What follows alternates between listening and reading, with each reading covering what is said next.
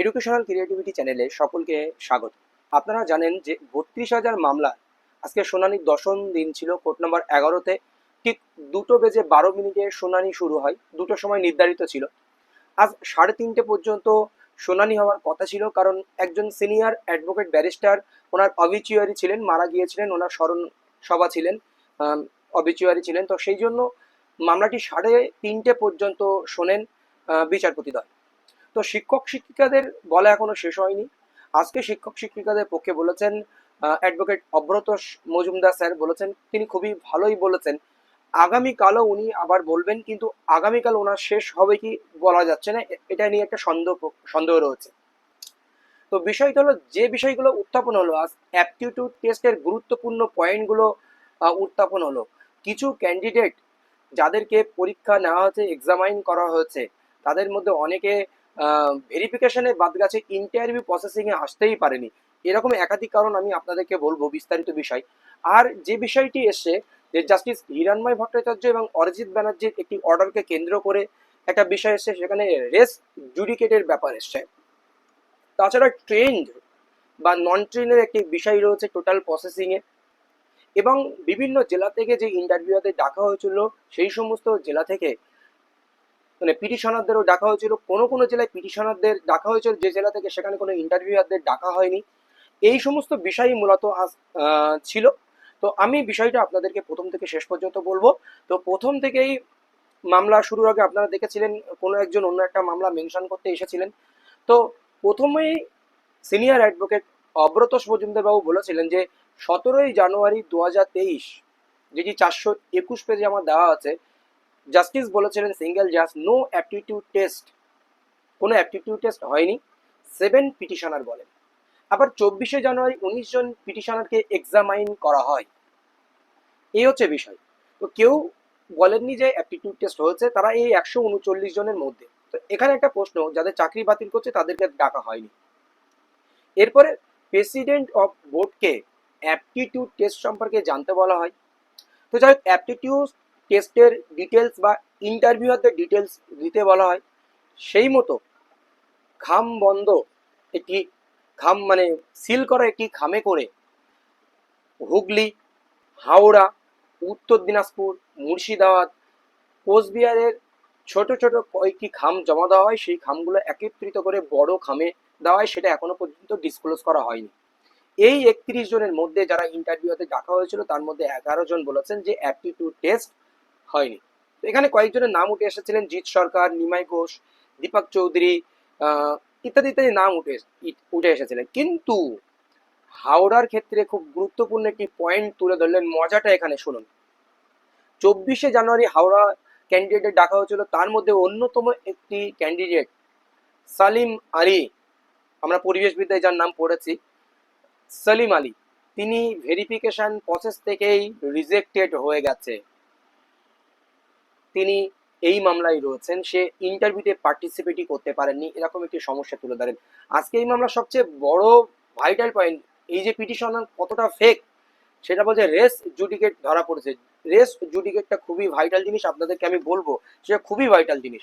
এবার 17ই জানুয়ারি 7 জন প্রার্থীকে ডাকা হয়েছিল, তার মধ্যে সেই জেলা থেকে 6 জন, 6 জনের কোনো ইন্টারভিউয়ার ডাকা হয়নি। মানে যে 7 জনের মধ্যে 6 জন পিটিশনারকে ডাকা হয়েছিল, তার মধ্যে সেই 6 জনের জেলা থেকে কোনো ইন্টারভিউয়ারদের ডাকা হয়নি। তারপরে 24শে জানুয়ারি ডাকা হয়েছিল। এই সমস্ত বিষয় নিয়ে আলোচনা হয়। কিন্তু এরকম একটি পরিস্থিতি যখন তৈরি হয়, বিচারপতি কিন্তু আজ মাথায় হাত দিয়ে ভাবছিলেন, আপনারা দেখবেন। তারপরে একটা সময় উঠে উঠে আসে যে এই ট্রেনরাও তো এতে অংশগ্রহণ করেন, এই ট্রেনরাও তো অ্যাপটিটিউড টেস্ট দেয়নি। তো এটা ট্রেনকে একত্রিত করা নয়, জাস্ট ট্রেন্ডের উপরে হাত রেখে একটা কোনো কিছু রিলাই আপন করা। সেখানে তাদেরও অ্যাপটিটিউড টেস্ট হয়নি, তাদের কিন্তু চাকরি বাতিল হয়নি। এরকম একটা বিষয় কিন্তু উঠেছিল। বিচারপতি শেষ পর্যন্ত বলেছেন যে এই অর্ডারে তো ট্রেন্ডের হস্তক্ষেপ নেই, ট্রেন্ডের নিয়ে বিচারপতি আর কোনো মাথা ঘামাননি। এরপরে চলে আসলো যে বিষয় সবচেয়ে ভাইটাল পয়েন্ট, যে সিনিয়র অ্যাডভোকেট অব্রত মজুমদার স্যার যেটি বলেন যে আমি 32,000 চাকরি ফেরাতে চাইছি না। ধরে নিলাম 32,000 চাকরি ফেরাতে চাইছি না, আমি চাইছি যে সঠিকটা প্রেজেন্টেশন হোক কোর্টরুমে। এটাই উনি বলতে চাইছেন, বা এটা উনি কথার কথা বলেছেন। তো এবার জজ চলে আসেন, প্যানেল পাবলিকেশন নিয়ে আপনি বলুন। তখন অ্যাডভোকেট বলেন যে it is very clear, very easy, আপনি নিয়মের মধ্যে দিয়ে আসুন, প্যানেল প্রকাশের ব্যাপারটা নিয়মের মধ্যে দিয়ে বলুন। জজ তখন একটু মানে 2016 রিক্রুটমেন্ট রুলস একটি পয়েন্টকে তুলে ধরেন। তো জাস্ট একটি বড় কথা বলে ফেলেন, আপনারা একটি ফেক প্রসেসকে রিভাইভ করার চেষ্টা করছেন। Every one to revive fake process, প্রত্যেকে একটি ফেক প্রসেসকে জীবান্ত করতে চাইছে। তো অ্যাডভোকেট বলেন হ্যাঁ, 269 জন বা ফেক সার্টিফিকেট টেট পাস করে চাকরি করছে, 2017 এপ্রিলের পরে নিয়োগ হয়েছে তাদের, তারা ফেক, এরকম কিছু কথা তুলে ধরেন। তারা কলকাতা হাইকোর্ট জাস্টিস অভিজিৎ গঙ্গোপাধ্যায় সেই চাকরি কিন্তু ইতিমধ্যে তাদের বাতিল করেছেন, তারা সুপ্রিম কোর্টের একটা অর্ডারে এখনো চাকরি করছে। টেট সার্টিফিকেট নিয়ে একটি কথা কিন্তু উঠেছিল যে এখানে টেট সার্টিফিকেট দুর্নীতি করে চাকরির বিষয় এখানে আছে। 2014 টেট থেকে উনি আরো বলেন শুধুমাত্র 2016 রিক্রুটমেন্টে নয়, এখানে 2014 টেট পাসরা সাবসিকুয়েন্টলি 2022 রিক্রুটমেন্টও রয়েছে, এবং 2020 রিক্রুটমেন্ট 16,500, 11,765, সব জায়গায় 2014 টেট পাসটা রয়েছে। তখন বিচারপতি একটু ভাবতে থাকেন যে শুধু 2014 টেট থেকে শুধু এই 42,000 নয়, 70,000 চাকরি প্রার্থী এখানে রয়েছে, চাকরি করছে, একটা ভীষণ ব্যাপার যেটি। তো এটা হচ্ছে বিভাগ বা বিচারপতি আরেকটা জিজ্ঞেস করেন যে কোনো ক্যান্ডিডেট যারা ট্রেন ক্যান্ডিডেট তারা কি কোর্টে এসেছে, না কোনো ট্রেন ক্যান্ডিডেট কোর্টে আসেনি। এটা একটা ভাইটাল পয়েন্ট, বিচারপতি এখান থেকে ট্রেন্ডের বিষয়টা চলে যায়, বিষয়টাতে আর হস্তক্ষেপ করেননি। তিনি এর আগে এটাও কোশ্চেন করেছিলেন। এইবার আসি রেস্ট জুডিকেট, যে রেস্ট জুডিকেটের বিষয়টা কি, আপনাদের আগে বলে দিই রেস্ট জুডিকেটটা কি। রেস্ট জুডিকেটটা হলো, ধরুন একটি মামলা ফিনিশ হয়ে গেছে, ফাইনাল অর্ডার বা ফাইনাল জাজমেন্ট হয়ে গেছে, সেই একই গ্রাউন্ডে একই মেরিটে কোনো পিটিশনার, সেই পিটিশনার আবার কোর্টের দ্বারস্থ হতে পারে না যারা আগের মামলায় ছিল। সেরকম 21 জন প্রার্থীর কথা ধরা পড়লো, রবিউল শেখ সহ আরো 4-5টা মামলার প্রায় 900 জন প্রার্থী হিরণময় ভট্টাচার্য, জাস্টিস হিরণময় ভট্টাচার্যের বেঞ্চে মামলা করেছিলেন রিজার্ভেশন পলিসি ভায়োলেশন নিয়ে, সেই মামলা কিন্তু ডিসমিস করেছিলেন, রিজার্ভেশন পলিসি ভায়োলেশন মামলা। এছাড়াও জাস্টিস অরিজিৎ ব্যানার্জি যে মামলাটা ছিল 2017 সালে প্যানেল পাবলিশ নিয়ে, মনিকা দাস কেস, সেগুলো কিন্তু জাস্টিস মানে ডিসমিস করেছিলেন এই দুই জাস্টিস। এখানে যারা ছিলেন প্রায় 900 জন ক্যান্ডিডেটের মধ্যে আবার 21 জন ক্যান্ডিডেট এই প্রিয়াঙ্কা নস্করের মামলায় রয়েছে। এটাকে রেস জুডিকেট বলে কোর্টের কাছে রিপ্রেজেন্ট করেছেন সিনিয়র অ্যাডভোকেট অব্রত মজুমদার স্যার। এটা হচ্ছে বিষয়। এবার প্যানেল প্রকাশের এই রেস জুডিকেটের বিষয়টা আসলে কিন্তু এই রিটটা কিন্তু মানে একটু দুর্বল থাকে, সেটা কিন্তু সিঙ্গেল জাজ দেখেনি, এটা পয়েন্ট আউট করতে বলেছেন কিন্তু সিনিয়র অ্যাডভোকেট অব্রত মজুমদার স্যার উনি বলেছেন। তো এবার প্যানেল প্রকাশ নিয়ে একটি কথা ওঠে যে প্যানেল প্রকাশ, ফাইনাল পয়েন্ট হচ্ছে প্যানেল প্রকাশ। তো প্যানেল প্রকাশ নিয়ে যে কখন কথা ওঠে তখন সিনিয়র অ্যাডভোকেট অব্রত মজুমদার বাবু বলেছেন যে প্রতিটি জেলায় প্যানেল টাঙানো হয়েছিল, সেখানে বিল বোর্ডে সেগুলো মেরে দেওয়া হয়েছিল।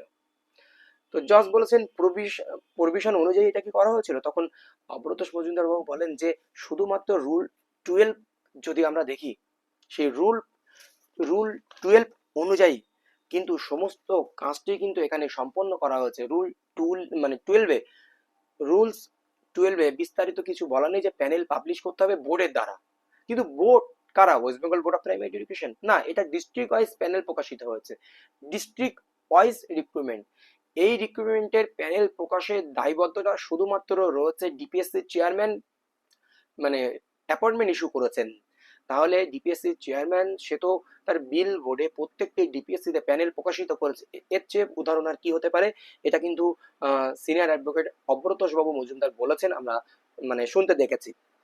তো যাই হোক, উনি 1987 সালের একটি মামলার অর্ডারকে রিলাই আপন করেন। তো এই হচ্ছে বিষয়, আজকে শুনানির এই সম্পূর্ণ বিষয়টা উঠে আসে, তাছাড়া বিস্তারিত বিষয় আজকে ওঠেনি। তারপরে এই মামলার শুনানি আগামীকাল আবারও শুনানি।